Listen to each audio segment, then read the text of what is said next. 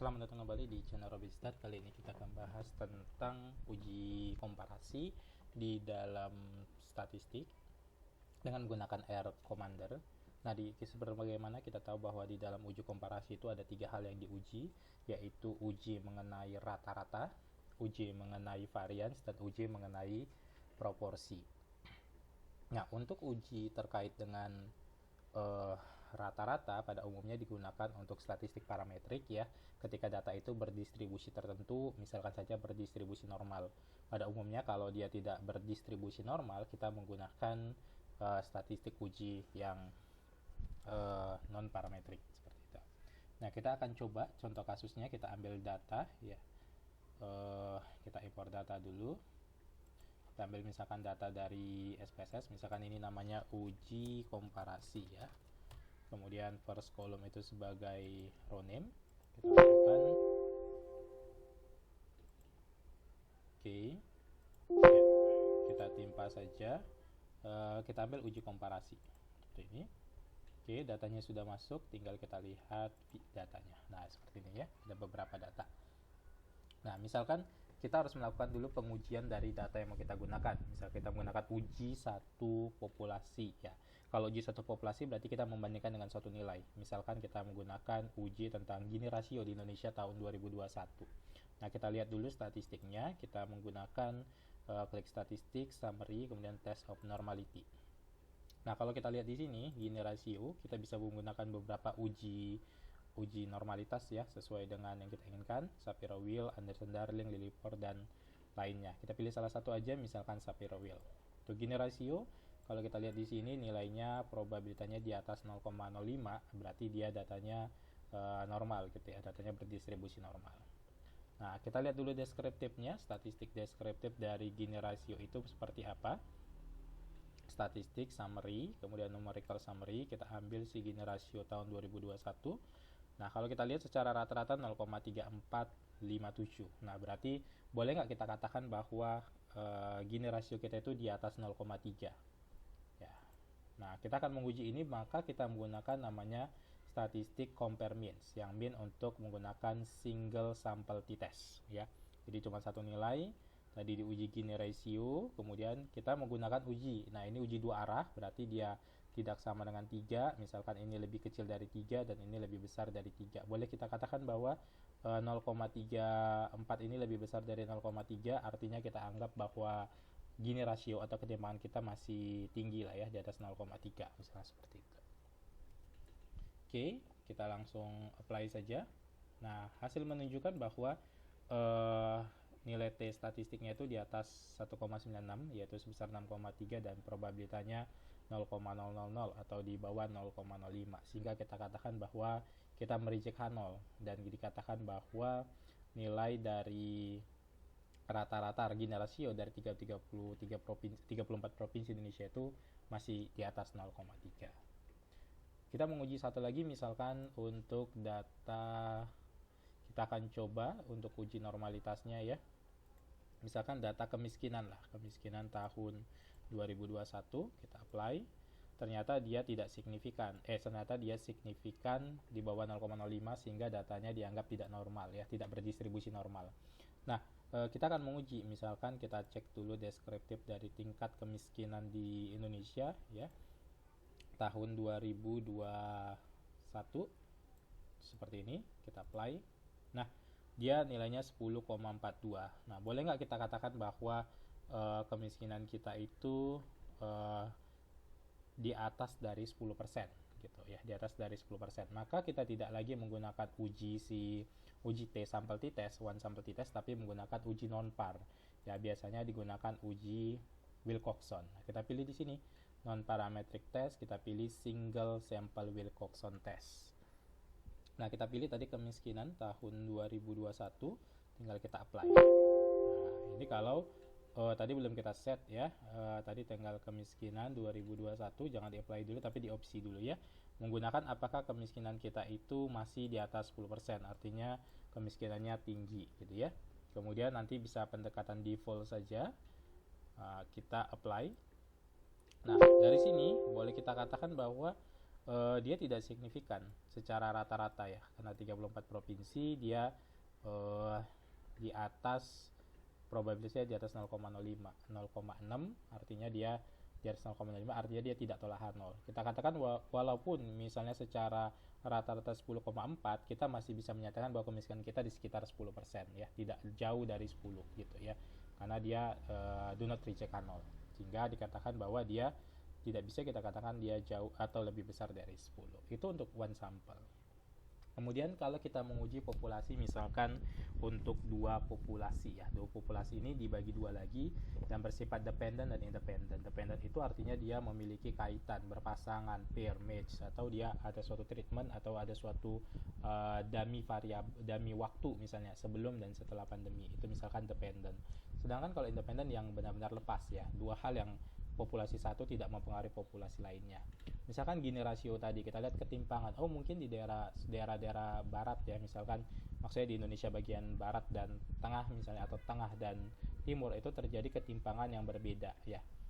Daerah Jawa Sumatera itu ketimpangannya kita anggap berbeda dengan daerah di luar itu ya, dari Kalimantan, Sulawesi, Papua gitu. Kita tahu tadi data gini itu merupakan data yang normal, maka kita gunakan uji dua sampel independen. Nah, kita masukkan di sini statistik, kemudian kita pilih means ya. Ini independent sample t-test. Nah, kita menguji apakah ya data si Gini rasio ini dia berbeda. Kode ini saya berikan kode, satu itu untuk Jawa Sumatera dan dua itu daerah lainnya. Nah, kita lihat di sini opsinya kita mau anggap dia two sides ya. Jadi H0-nya itu dia H0-nya itu dia tidak berbeda, H1-nya dia berbeda. Ya. Oke, kita apply saja. Nah, kalau kita lihat di sini rata-rata dari ketimpangan di Sumatera Jawa itu cukup tinggi ya, lebih besar sebenarnya 0,4 gitu ya. Di daerah lain itu 0,35. Jadi dia cenderung memang di daerah lain itu lebih timpang pendapatannya. Tapi kalau kita lihat secara statistik apakah ini dianggap berbeda nilainya? Ternyata p-value-nya itu 0,412 ya. Jadi kalau kita lihat di sini nyatakan bahwa tidak terjadi perbedaan antara si ketimpangan di daerah Jawa Sumatera dengan di daerah lainnya ya, karena dia di atas 0,05. Kita coba uji data satu lagi yang mungkin kita anggap berbeda ya daerah nilainya ya. Kita anggap misalkan IPM. IPM ini ukuran pembangunan manusia, indeks pembangunan manusia. Kalau kita lihat di sini kita uji normalitasnya dulu ya, normalitas dari si IPM, gimana sih IPM di Indonesia gitu ya, apakah datanya berdistribusi normal? Ternyata dia berdistribusi normal gitu ya. Nah, kita akan menguji bagaimana tingkat ketimpangan di daerah Jawa Sumatera dan daerah lainnya. Kita masih menggunakan yang independen. Nah, di sini yang kita pilih adalah IPM ya, IPM dari sini. Nah, kalau kita lihat di sini ternyata jauh berbeda ya. Di daerah Jawa Sumatera itu udah di atas 70, sementara di daerah lainnya itu masih di bawah 70. Dan ini secara statistik perbedaan IPM itu signifikan antara Jawa dan Sumatera, dan ini nilainya negatif. Artinya bahwa memang di Jawa Sumatera itu lebih besar tingkat IPM-nya ketimbang di daerah lainnya gitu. Nah, sekarang kita menguji tingkat kemiskinan ya di daerah Jawa Sumatera dan di daerah lainnya. Karena tadi datanya tidak normal, maka kita menggunakan uji non parametrik yang two sample Wilcoxon ya. Two sample Wilcoxon ini bahasa lainnya di buku lain itu adalah Wilcoxon-Human-Whitney. Nah, di Human-Whitney itu untuk yang datanya tidak normal dan independen. Sebenarnya ada banyak ukuran lainnya ya, Scientest dan teman-temannya, tapi yang paling sering digunakan adalah Wilcoxon-Human-Whitney. Cara penggunanya sama ya, sama seperti tadi bentuknya. Kemudian kita anggap misalkan data kemiskinan. Nah, ini opsinya kita anggap dua arah, tinggal kita okekan saja. Nah, ternyata kalau kita lihat tingkat kemiskinan di daerah Jawa Sumatera dan daerah lain itu sama saja ya. Secara rata-rata sama saja. Di daerah Sumatera pun banyak juga yang provinsi yang miskinnya cukup tinggi ya, di daerah Jawa juga ya. Ketika dengan daerah lainnya, di luar Jawa Sumatera juga dianggap secara rata-rata dia tidak signifikan perbedaannya. Itu kalau dua sampel yang bersifat independen. Bagaimana dengan dua sampel yang bersifat dependen? Misalkan saja data kemiskinan tahun 2020 dengan 2021. Kita tahu 2020 itu terjadi pandemi dan 2021 sudah bangkit lah ya, sudah bangkit kita perekonomiannya. Kita lihat apakah ada perbedaannya. Nah, tadi data kemiskinan tadi tidak normal, kita uji, maka kita lihat di sini untuk data yang normal dulu ya, data IPM misalnya tadi, apakah ada peningkatan IPM dari 2021 dari 2020 ke 2021. Maka kita gunakan di sini mean-nya ini yang bersifat pair ya, atau match ya, atau berpasangan atau berkorelasi atau berhubungan. Kita lihat sini apakah ada perbedaan ya antara IPM 2021 dengan sebelumnya IPM 2020. Harapannya adalah bahwa si IPM 2021 itu perbedaannya lebih besar ya, 2021 itu lebih besar. Kalau kita lihat di sini ternyata perbedaan itu 0,28 dan itu signifikan secara statistik dan dia positif. Artinya memang peningkatan IPM itu terjadi di 2021 ketimbang di 2020 secara rata-rata. Ini karena datanya tadi berdistribusi normal. Kalau datanya tidak berdistribusi normal, kita gunakan ujinya itu adalah yang non parametrik. Kita gunakan per sample Wilcoxon ya. Wilcoxon. Nah, ini biasanya bahasa panjang ini Wilcoxon sign test. Kalau di sini Wilcoxon rank test gitu ya.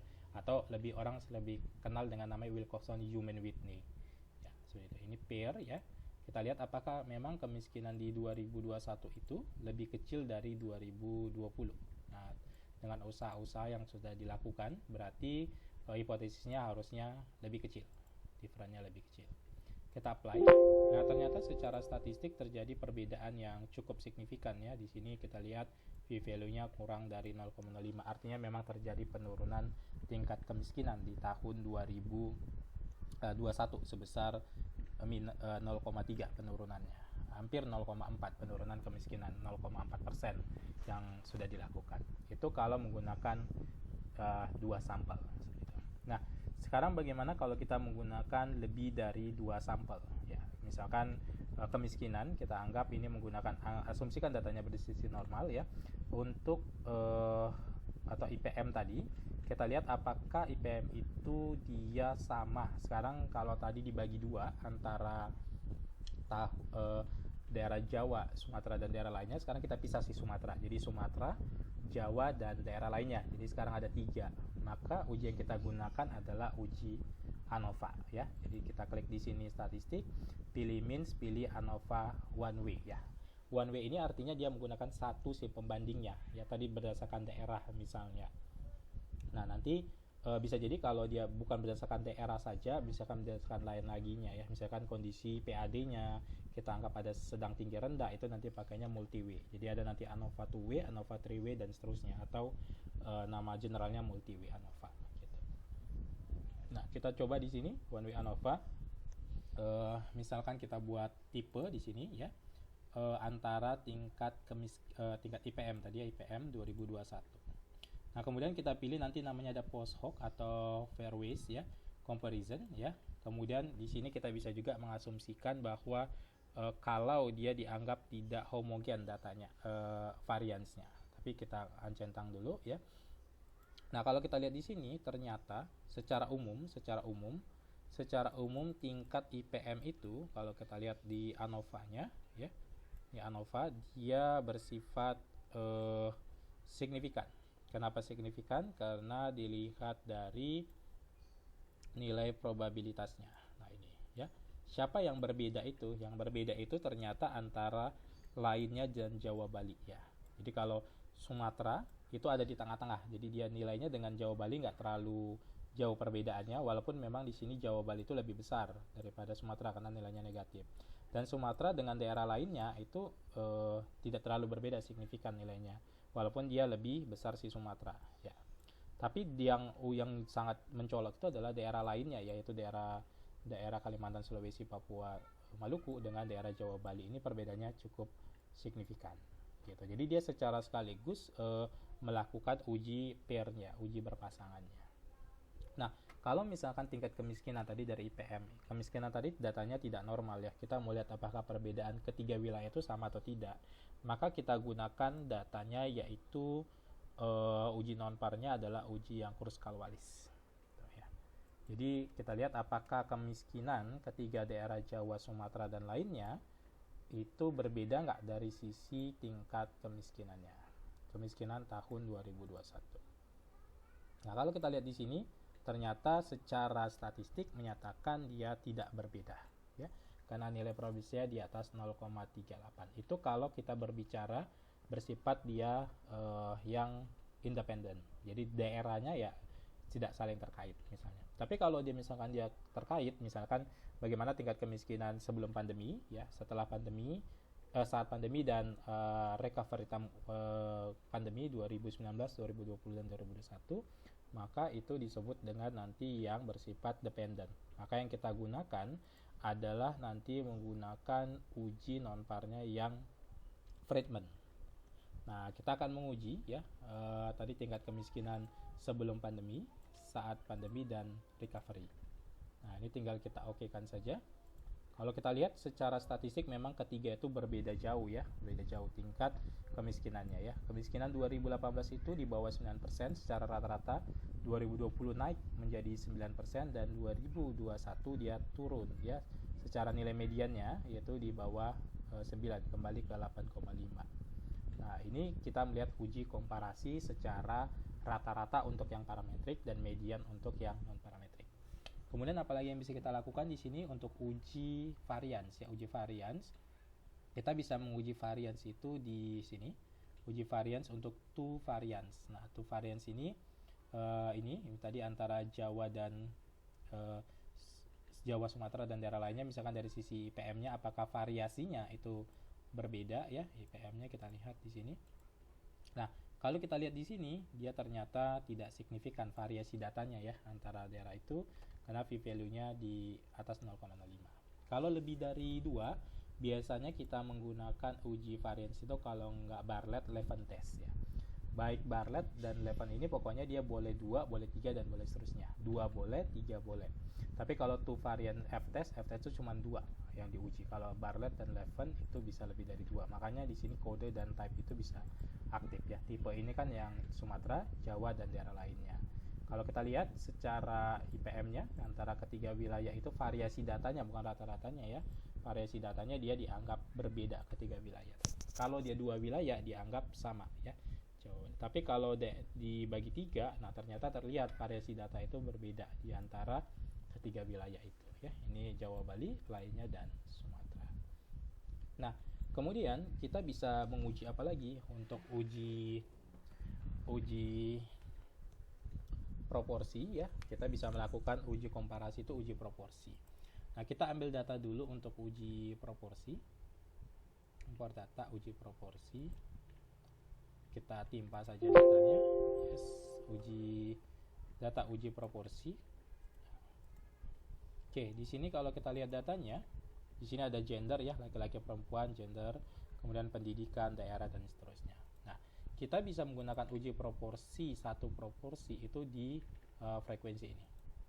Nah, kita mau lihat misalnya, apakah ada perbedaan proporsi laki-laki dan perempuan di gender satu, wilayah satu misalnya.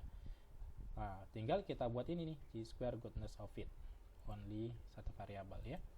Nah, kita lihat nih. Nah, kita mau lihat nih faktornya, kita anggap dia setara, setengah-setengah. Oke kan? Nah, ternyata dia walaupun di sini 614, secara statistik karena sampelnya cuma 20, dianggap dia masih setara ya. 0,07, di atas 0,5 artinya hipotesisnya tidak ditolak gitu ya. Misalkan terdiri dari lebih dari 2 kategori, boleh juga. Tapi misalkan dia satu populasi, misalkan pendidikan. Kita lihat di sini. Oke, kita anggap dia semuanya rata ya, sepertiga atau proporsi tertentu. Kalau kita lihat ternyata dia juga masih dianggap sama ya, setimbang lah ya. Yang PT 7, SMP 8, SMA 5. Nah, itu masih dianggap proporsinya sama. Itu untuk one sample ya. Kemudian kalau misalkan two sample, ya kita bisa uji proporsi di sini ya. Nah, single proportion juga bisa di sini sama kayak tadi ya. Misalkan kita membagi apakah ya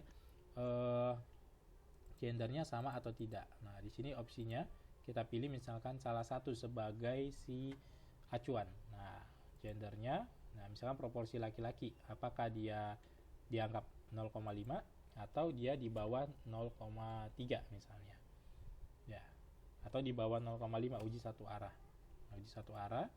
Nah, ini bisa kita lihat. Ternyata dia kalau uji satu arah dia signifikan.